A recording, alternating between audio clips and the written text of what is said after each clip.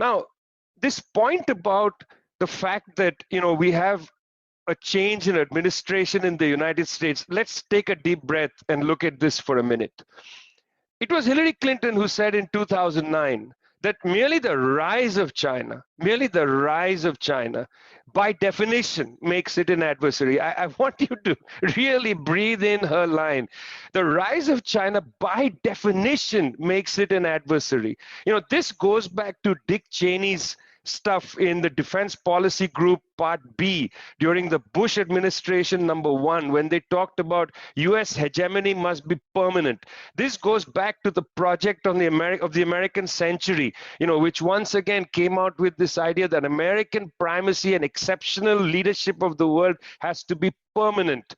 By definition, Hillary Clinton says, by definition, makes China an adversary. Just its rise in science and tech, guys. I want you to pay attention to this. It was Obama who in 2012 initiates the pivot to Asia. It was Obama. That pivot to Asia was a big military buildup around China. Obama miscalculated because he decided to go after both China and Russia at the same time, which is what has brought China and Russia together. Their economic relations have increased, their military and security relations have increased. Just a few weeks ago, Vladimir Putin, president of Russia, was asked, would you sign a military treaty with China? And his answer is very illustrative. He said it's not necessary. He said, we don't need a military treaty with China. We don't need it. But if it becomes necessary, we'll do it. But we don't need it. We don't need it because they have, on the one side, in 2008, settled their border dispute. And secondly, their relations are so close now, they don't actually need to sign a treaty. If we do, he said, we could.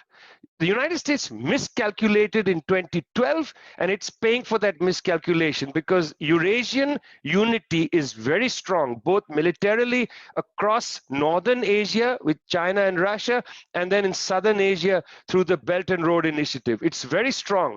The United States has miscalculated, which is why Trump expanded this war on China by moving in the direction of a direct frontal trade war.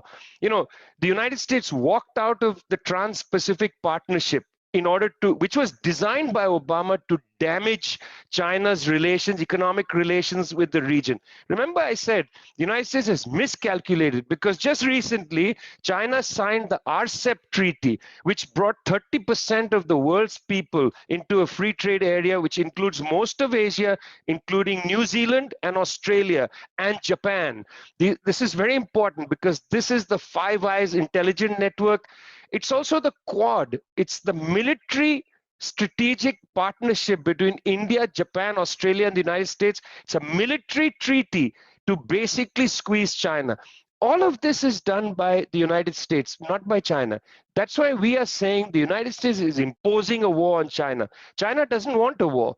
Fu Ying's editorial makes this very clear, but so does Xi Jinping's statements, the president of China. He said on many occasions, we don't want a war. We don't want a conflict. You are imposing a conflict on us. Friends, I want you to think about something, about language. We talk about the Vietnam War. There was no Vietnam War. There was a US war imposed on Vietnam. We talk about an Iraq war. There was no Iraq war. There was no war happening in Iraq that the United States happened to stumble upon. That's what the language sort of leads you to believe. It was a US illegal war pushed by George W. Bush and people like Joe Biden against the population of Iraq. There is no Israel-Palestine conflict, friends. There is no Israel-Palestine. That makes it seem like it's parity between two parties. There is the occupation of the Palestinian people by the Israeli government.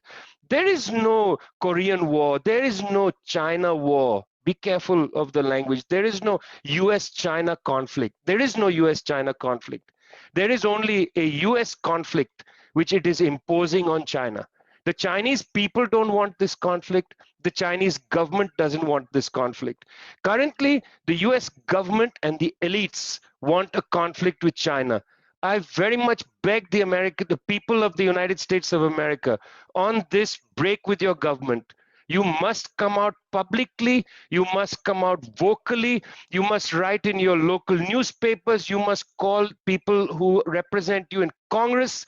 The people of the United States of America must break with their elites on this conflict. It is the most dangerous conflict of our time.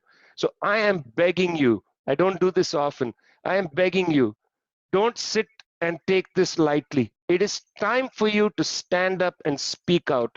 It is time for you not to allow your government to prosecute a war which is going to be a disaster for humanity. Thanks a lot.